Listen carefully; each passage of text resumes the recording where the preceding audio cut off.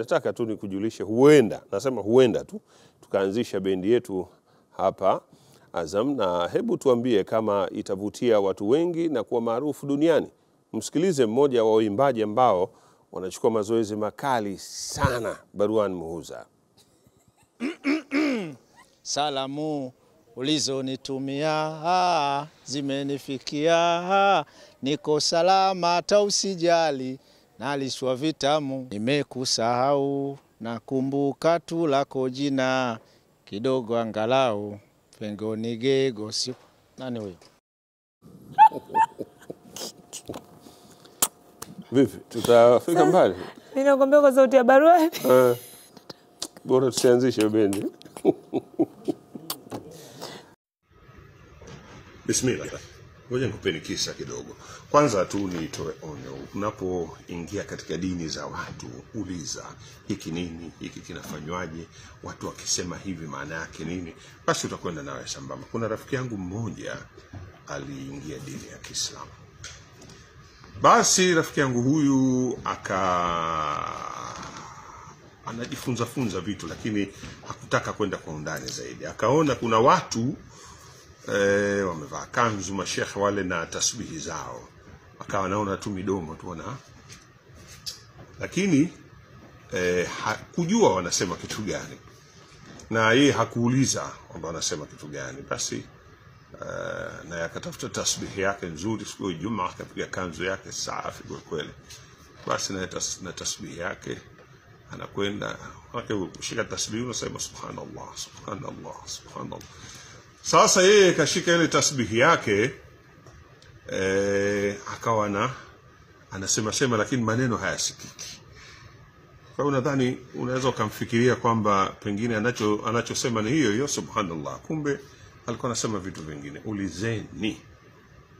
Wakati anasema yale maneno, akapiga miayo kwa ghafla. 54, 55, 56. Kumbe alikuwa na hesabu. Sasa jamani, tuwe tunajifunza unapoingia katika dini ya watu.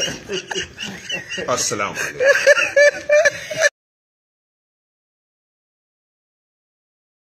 Nimepata mahali nikasema ni vizuri tukashirikishana.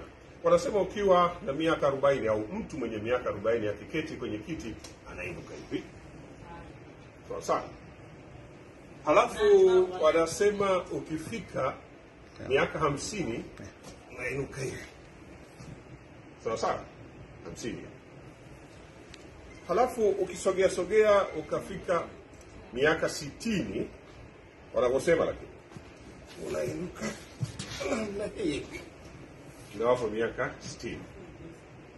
Sasa ukifika miaka 70, wanasema unakaa ile. Nani? Lete remote hapo, nataka kuangalia taarifa ya habari. Umekaa, huwezi kuinuka. Fanya mazoezi ili ukifika 70, 80, hata Mungu akikujalia 90 na zaidi, uinuke namna hii. Uncle Charles anakupa hayo yote. Asante.